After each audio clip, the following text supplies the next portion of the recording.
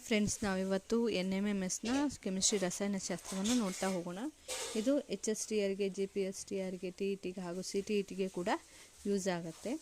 ಫಸ್ಟ್ನೇ ಪ್ರಶ್ನೆ, ವಾಯುವಿನ ವಿಟ್ರಿಯೋಲಿಕ್ ಆಮ್ಲ ಎಂಬುವ ಹೆಸರನ್ನು ಪಡೆದುಕೊಂಡಿರುವ ರಾಸಾಯನಿಕ ಗಂಧಕದ dioxide. The name given to the chemical vitriolic acid air is sulphur dioxide. ಎರಡನೇ ಪ್ರಶ್ನೆ, 1810ರಲ್ಲಿ ಕ್ಲೋರಿನ್ ಅನಿಲವನ್ನು ವಿಶಿಷ್ಟ ಧಾತು ಎಂದು ಗುರುತಿಸಿದವರು sir Humphry Davy. Chlorine is identified as a distinct chemical element in 1810 by Sir Henry Davy. ಮೂರನೇ ಪ್ರಶ್ನೆ, ಹೆಚ್ಚು ಕ್ರಿಯಾಪಟು ಧಾತುಗಳು ಕಡಿಮೆ ಕ್ರಿಯಾಪಟು ಧಾತುವಿನ ಸ್ಥಾನವನ್ನು ಆಕ್ರಮಿಸಿಕೊಳ್ಳುವ ಬಗೆಯ ರಾಸಾಯನಿಕ ಕ್ರಿಯೆಯು ಇದಾಗಿದೆ. ರಾಸಾಯನಿಕ ಸ್ಥಾನಪಲ್ಲಟ. The type of chemical reaction in which more reactive element displaces the less reactive element is chemical displacement. ನಾಲ್ಕನೇ ಪ್ರಶ್ನೆ, ಒಂದು ಪ್ರಮಾಣದಲ್ಲಿ ಪಾದರಸದ ಆಕ್ಸೈಡನ್ನು ಬಿಸಿ ಮಾಡುವ ಮೂಲಕ ಆಮ್ಲಜನಕವನ್ನು ತಯಾರಿಸುವಾಗ ಜೋಸೆಫ್ ಪ್ರಿಸ್ಟಲಿ ಅವರು ಬಳಸಿದ ಕಿರಣಗಳು ಇದಾಗಿದೆ. ಸೂರ್ಯರಶ್ಮಿ. The rays used by Joseph Priestley in preparing oxygen by heating mercuric oxide in a test tube is sun rays. ಐದನೇ ಪ್ರಶ್ನೆ, ದ್ಯುತಿ ಸಂಶ್ಲೇಷಣೆ ಪ್ರಕ್ರಿಯೆ ಇದರಲ್ಲಿ ನಡೆಯುತ್ತದೆ. ಸಸ್ಯಗಳು. The process of photosynthesis takes place in plants. ಆರನೇ ಪ್ರಶ್ನೆ, ರಾಸಾಯನಿಕ ಕ್ರಿಯೆಗೆ ಉದಾಹರಣೆ ಅಲ್ಲದ್ದು ಉಕ್ಕು ತಟ್ಟೆಯನ್ನು ಅಯಸ್ಕಾಂತೀಕರಿಸುವುದು. A non example for chemical reaction is magnetising of steel plate. ರಾಸಾಯನಿಕ ಕ್ರಿಯೆಗೆ ಉದಾಹರಣೆ ಯಾವ್ಯಾವು ಅಂದರೆ ತುಕ್ಕು ಹಿಡಿಯುವಿಕೆ, ಹಣ್ಣಾಗುವಿಕೆ, ಹಾಲು ಮೊಸರಾಗುವಿಕೆ. ಏಳನೇ ಪ್ರಶ್ನೆ ನೋಡ್ತಾ ಹೋಗೋಣ. ಕ್ಲೋರಿನ್ನ ಖನಿಜಕ್ಕೆ ಉದಾಹರಣೆ ಅಲ್ಲದ್ದು galena. The example to mineral of chlorine is galena. ಎಂಟನೇ ಪ್ರಶ್ನೆ, ರಾಸಾಯನಿಕ ಕ್ರಿಯೆಯಲ್ಲಿ ಉಂಟಾಗುವ ಕರಗದ ಪದಾರ್ಥ ಗರಣೆ. Insoluble substance formed in a chemical reaction is precipitate. ಒಂಬತ್ತನೇ ಪ್ರಶ್ನೆ, ಚೆಲುವೆ ಪುಡಿ ಹಾಗೂ ಸಾಮಾನ್ಯ ಉಪ್ಪುಗಳಲ್ಲಿ ಇರುವ ಸಾಮಾನ್ಯ ಧಾತು chlorine. The common element present in bleaching powder and common salt is chlorine. ಹತ್ತನೇ ಪ್ರಶ್ನೆ, ಸೀಮೆ ಎಣ್ಣೆಯಲ್ಲಿ ಮಾತ್ರ ಸಂರಕ್ಷಿಸಬೇಕಾಗಿರುವ ಲೋಹವು potassium. The metal that has to be preserved only in kerosene is magnesium. 11ನೇ ಪ್ರಶ್ನೆ, ಋಣಾಗ್ರ ಕಿರಣಗಳು ಒಂದು ಕಣಗಳ ಪ್ರವಾಹ ಎಂದು ನಿರ್ಧರಿಸುವ ಕ್ಯಾಥೋಡ್ ಕಿರಣಗಳ ಪ್ರಯೋಗದಲ್ಲಿ ಬಳಸಿದ ಉಪಕರಣ ಹುಟ್ಟುಚಕ್ರ. The device used in cathode rays experiment which concludes that cathode rays are a stream of particles is light paddle wheel. 12ನೇ ಪ್ರಶ್ನೆ, ಜೆ ಥಾಮ್ಸನ್ ರವರ ಕ್ಯಾಥೋಡ್ ಕಿರಣಗಳ ಉತ್ಪಾದನಾ ಪ್ರಯೋಗವು ಇದನ್ನು ಹೊಂದಿರುತ್ತದೆ: ಅತಿ ಕಡಿಮೆ ಒತ್ತಡ ಹಾಗೂ ಹೆಚ್ಚು voltage. The production of cathode rays experiment conducted by J. Thomson contains very low pressure and high voltage. 13ನೇ ಪ್ರಶ್ನೆ, ದ್ರವ್ಯಗಳ ಸಂರಚನೆಯನ್ನು ವಿವರಿಸುವುದರಲ್ಲಿ ಈ ವಿಜ್ಞಾನಿಯ ಕೊಡುಗೆಗಳನ್ನು ಪ್ರಥಮ ಮೈಲಿಗಲ್ಲೆಂದು ಪರಿಗಣಿಸಲಾಗುವುದು. Dalton. The scientist whose contribution is considered as the first milestone in explaining the inner structure of matter is Dalton. 14ನೇ ಪ್ರಶ್ನೆ, ಒಂದೇ ತರಹದ ಪರಮಾಣುಗಳಿಂದ ಮಾಡಲ್ಪಟ್ಟ ವಸ್ತುವನ್ನು ಈ ಹೆಸರಿನಿಂದ ಕರೆಯುತ್ತೇವೆ: ಧಾತು. The substance that is made up of same kind of atoms is called element. 15ನೇ ಪ್ರಶ್ನೆ, ಅಭೇದ್ಯ ದ್ರವ್ಯಕ್ಕೆ ಕಣಾದರವರಿಂದ ಸೃಷ್ಟಿಸಲ್ಪಟ್ಟ ಹೆಸರು ಪರಮಾಣು. The name given by Kanada to the indivisible matter is ಪರಮಾಣು. 16ನೇ ಪ್ರಶ್ನೆ, ಪರಮಾಣುವಿನ ಬಗ್ಗೆ ಇರುವ ಭಾರತೀಯ ಸಿದ್ಧಾಂತಗಳ ಸ್ವಭಾವ ಅಮೂರ್ತವಾದದ್ದು. Indian theories about the atom are abstract. 17ನೇ ಪ್ರಶ್ನೆ, ಬೇರೆ ಬೇರೆ ಧಾತುಗಳ ಪರಮಾಣುಗಳು ಪೂರ್ಣಾಂಕ ಸಂಖ್ಯೆಯ ಅನುಪಾತದಲ್ಲಿ ಸಂಯೋಗ ಹೊಂದಿದಾಗ ಉತ್ಪನ್ನವಾಗುವ ರಾಸಾಯನಿಕ ವಸ್ತು ಸಂಯುಕ್ತ ವಸ್ತುಗಳು. The chemical substance formed with the atoms of an element combining with those of other elements in integral ratio is compound. 18ನೇ ಪ್ರಶ್ನೆ, ಅಭೇದ್ಯ ಕಣಕ್ಕೆ ಆಟಮ್ ಎಂಬುವ ಹೆಸರನ್ನು ಸೂಚಿಸಿದವರು Democritus. The name atom to a particle that cannot be divided further is given by Democritus. 19ನೇ ಪ್ರಶ್ನೆ, Dalton ರವರಿಂದ ಪ್ರತಿಪಾದಿಸಲ್ಪಟ್ಟ ಸಿದ್ಧಾಂತ ಪರಮಾಣು ಸಿದ್ಧಾಂತ. The theory forwarded by Dalton is atomic theory. 20ನೇ ಪ್ರಶ್ನೆ, ಡಾಲ್ಟನ್ ರವರ ಪ್ರಕಾರ ಒಂದು ಪರಮಾಣುವನ್ನು ಸೃಷ್ಟಿಸಲು ಹಾಗೂ ಲಯಗೊಳಿಸಲು ಅಸಾಧ್ಯ. An atom according to Dalton cannot be created and cannot be destroyed.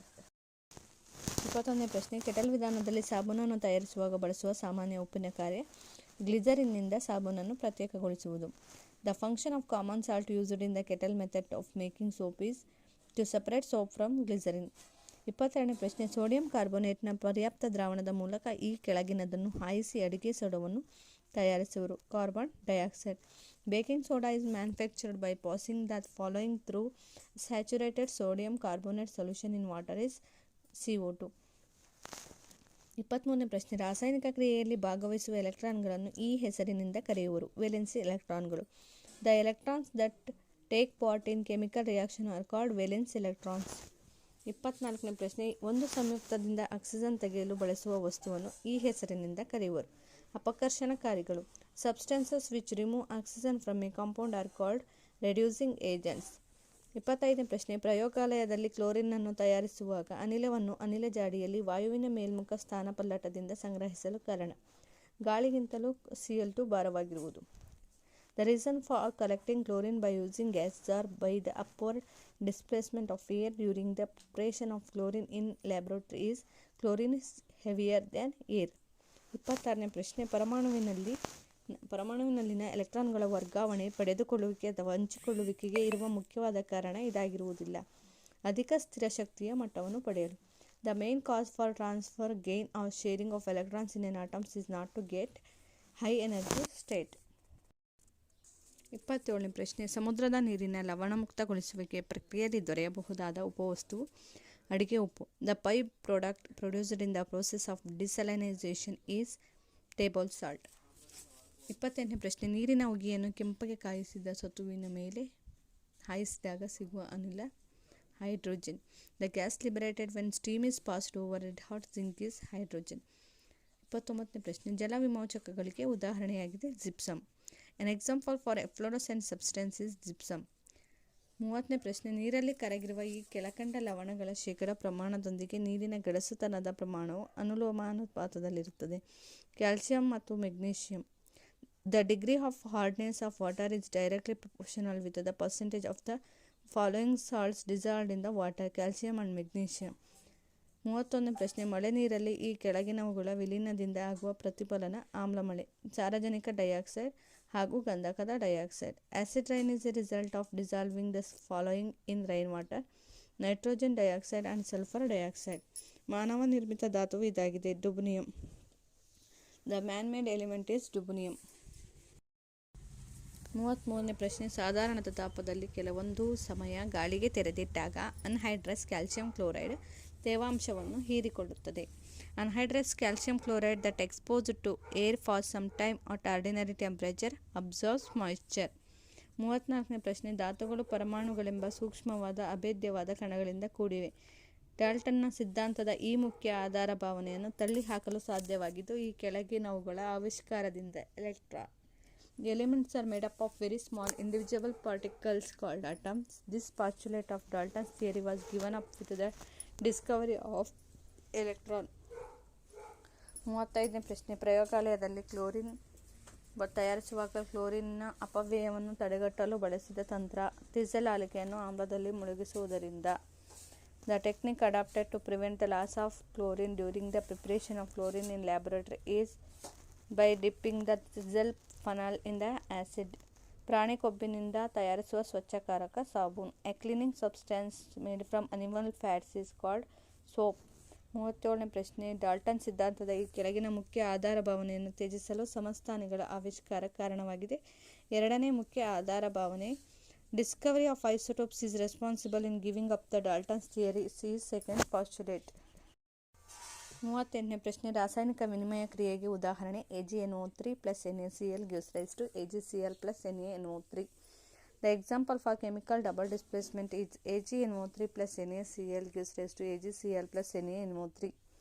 39ನೇ ಪ್ರಶ್ನೆ, ಗಾಳಿಯಲ್ಲಿರುವ ತೇವಾಂಶವನ್ನು ಸಾಮಾನ್ಯ ತಾಪದಲ್ಲಿ ತಾನು ಕರಗದೆ ಹೀರಿಕೊಳ್ಳುವ ಸಂಯುಕ್ತಗಳನ್ನು ಈ ಹೆಸರಿನಿಂದ ಕರೆಯುತ್ತೇವೆ: ಶುಷ್ಕಕಾರಕಗಳು. Compounds that absorb moisture from atmospheric air at ordinary temperature without getting dissolved in it is called desiccants. 40ನೇ ಪ್ರಶ್ನೆ, 180 ಗ್ರಾಂ ಕುಡಿಯುವ ನೀರಿನಲ್ಲಿರುವ ಅಣುಗಳ ಸಂಖ್ಯೆ 6.023 into 10 to the power of 24 ಅಣುಗಳು. The number of molecules contained in 180 grams of drinking water is 6.023 into 10 to the power of 24 molecules.